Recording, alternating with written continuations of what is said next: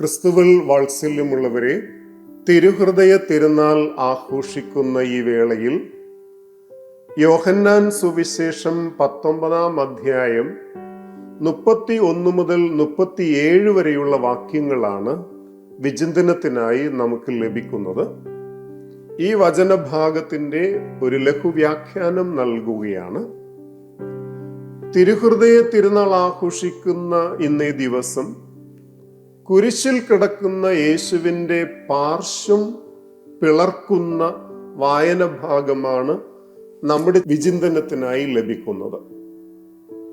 യേശുവിൻ്റെ മരണവുമായി ബന്ധപ്പെട്ട് പാർശ്വം പിളർക്കുന്ന അന്തിമഘട്ടം വിവരിക്കുന്ന 4-ാം സുവിശേഷകൻ യേശുവിൻ്റെ മരണത്തെ അർത്ഥപൂർണമായി വ്യാഖ്യാനിക്കാൻ ഉദ്യമിക്കുകയാണ്. സമാന്തര സുവിശേഷങ്ങളിൽ ഈ ഭാഗം വിവരിക്കപ്പെടുന്നില്ല. സുവിശേഷകൻ പാർശ്വം പിളക്കൽ വിവരണത്തിന്റെ ആരംഭത്തിൽ കുരിശിലേറ്റപ്പെട്ടവരുടെ ശരീരങ്ങൾ പ്രദർശിപ്പിക്കുന്നുണ്ട്. പ്രദർശിപ്പിക്കപ്പെടുന്ന ശരീരങ്ങൾ കുരിശിൽ നിന്ന് നീക്കം ചെയ്യുവാൻ യഹൂദർ ആഗ്രഹിക്കുന്നു.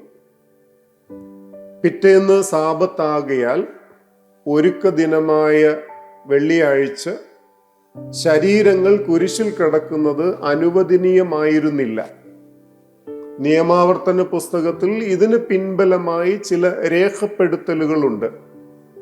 21-ാം അധ്യായം 22-ഉം 23-ഉം വാക്യങ്ങൾ പ്രധാനമായും തൂക്കിലേറ്റപ്പെട്ട കുറ്റവാളികളുടെ ശരീരം സൂര്യാസ്തമനത്തിന് മുൻപ് മരത്തിൽ നിന്ന് നീക്കം ചെയ്യപ്പെടേണ്ടതുണ്ട്. ഇതിനായുള്ള അപേക്ഷയുമായി യഹൂദർ പിലാത്തോസിനെ സമീപിക്കുന്നു. കാരണം ഒരാളെ തൂക്കിക്കൊല്ലുവാനുള്ള നിയമപരമായ സാധുത റോമൻ കോടതിയുടെ അധികാര പരിധിയിലായിരുന്നു. അപ്രകാരം തന്നെ മരണശേഷവും ശരീരം കുരിശിൽ നിന്ന് നീക്കം ചെയ്യുവാനും റോമൻ കോടതിയുടെ അനുവാദം ആവശ്യമായിരുന്നു. സുവിശേഷകനെ സംബന്ധിച്ചിടത്തോളം യേശുവിൻ്റെ മരണം യഹൂദർ കാലേ കൂട്ടി തീരുമാനിച്ചുറപ്പിച്ചതായിരുന്നു. അതിനാൽ അതിൽ അവർ വിജയം വരിക്കുകയും ചെയ്തു. എന്നാൽ യേശുവിനെ കൊല്ലുന്നതിനും മരണശേഷം കുരിശിൽ നിന്ന് നീക്കം ചെയ്യുന്നതിനും അവർക്ക് റോമൻ സാമ്രാജ്യത്തിൻ്റെയും റോമൻ കോടതിയുടെയും നിയമപരമായ സഹായം അന്വേഷിക്കേണ്ടി വന്നു. അതായത് യേശുവിൻ്റെ മരണം മനുഷ്യരുടെ ആഗ്രഹത്തിനപ്പുറം ദൈവത്തിൻ്റെ അഭീഷ്ടപ്രകാരമായിരുന്നു എന്നുള്ള വസ്തുത ഇവിടെ തെളിയുകയാണ്. റോമൻ കോടതിയുടെ അനുവാദത്തോടെ കുരിശിൽ കിടക്കുന്ന ശരീരങ്ങൾ നീക്കം ചെയ്യുവാനുള്ള നടപടികൾ പടയാളികൾ ആരംഭിക്കുന്നു. തുടർന്ന് അവർ 2 പേരുടെ കാലുകൾ തകർക്കുകയാണ്. കുരിശുമരണം ദിവസങ്ങൾ നീണ്ടു നിൽക്കുന്ന ക്രൂരമായ ഒരു ശിക്ഷാവിധിയാണ്.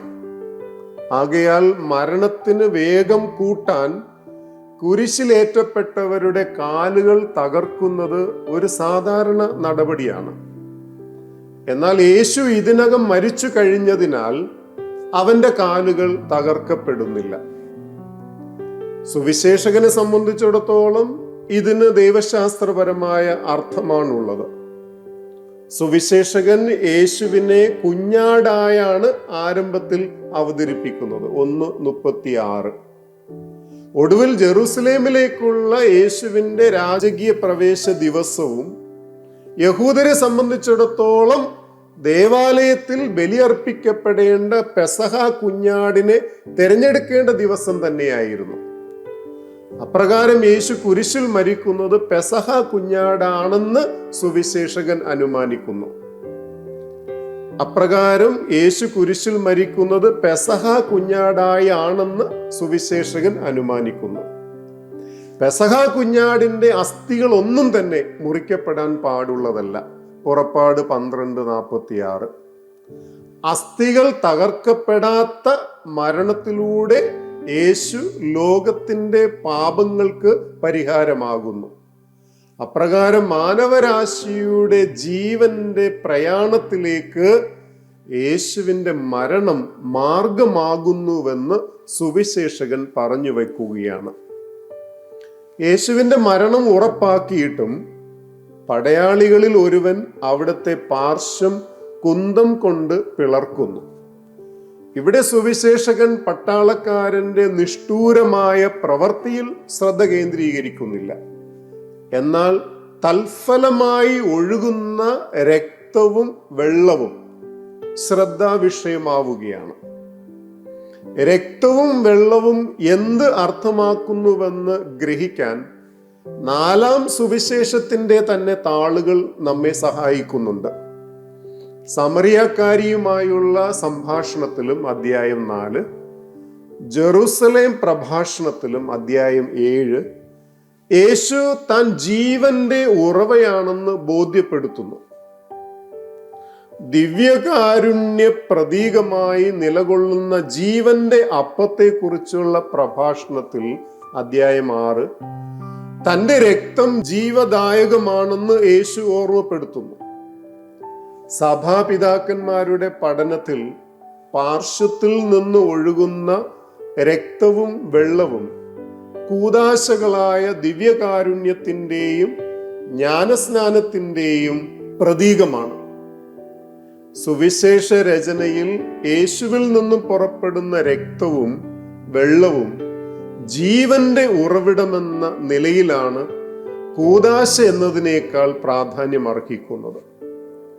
ആയതിനാൽ സുവിശേഷകനെ സംബന്ധിച്ചിടത്തോളം യേശുവിൻ്റെ മരണം ജീവന്റെ ഉറവിടമാണ്, ജീവദായകമാണ്. പ്രിയമുള്ളവരെ, ഇന്ന് പലയിടങ്ങളിലും യുദ്ധങ്ങളാണ് അരങ്ങേറുന്നത്. മനുഷ്യരാശിക്ക് സമാധാനമില്ല. ഈ യുദ്ധങ്ങൾക്കെല്ലാം കാരണം അഹങ്കാരം, വെറുപ്പ്, അത്യാഗ്രഹം, സ്വാർത്ഥത, ക്ഷമിക്കാൻ കഴിയാത്ത അവസ്ഥ മുതലായവയാണ്. ചുരുക്കത്തിൽ ഇതെല്ലാം ആരംഭിക്കുന്നത് ഹൃദയത്തിൽ നിന്നാണ്. ഇവയ്ക്കെല്ലാം നടുവിൽ യേശുവിൻ്റെ തിരുഹൃദയത്തെക്കുറിച്ച് ചിന്തിക്കുവാനും ധ്യാനിക്കുവാനും ഇന്ന് നമുക്ക് അവസരം ലഭിച്ചിരിക്കുന്നു. സ്നേഹം നിറഞ്ഞതും കരുണയുള്ളതും ക്ഷമിക്കാൻ വേഗമേറിയതും നിസ്വാർത്ഥവും സ്വർഗീയ ചിന്താഗതിയുള്ളതും വിശ്വാസയോഗ്യവും കരുതലുമുള്ളതുമായ ഒരു ഹൃദയം, അത് ജീവൻ പ്രദാനം ചെയ്യുന്ന ഹൃദയം. ദൈവം നമ്മെ സമൃദ്ധമായി അനുഗ്രഹിക്കട്ടെ.